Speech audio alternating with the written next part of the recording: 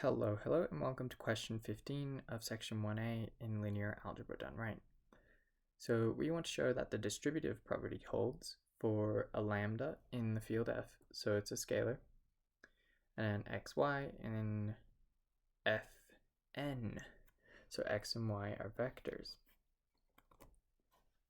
So we're going to start with the left-hand side and do what we've been doing, write the x and y as vectors. And then we use the vector addition property to add these two. We add component y's, so x1 plus y1, blah, blah, blah, to xn plus yn.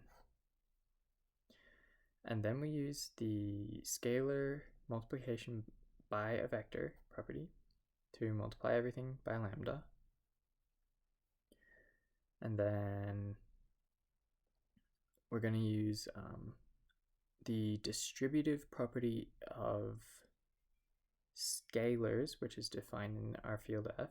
It's closed in the field f, where we multiply, distribute across for each one. And then, okay. Now you can notice that we've got a sum of lambda times x1. So this is maybe the only tricky part. Lambda times x1 plus lambda times y1.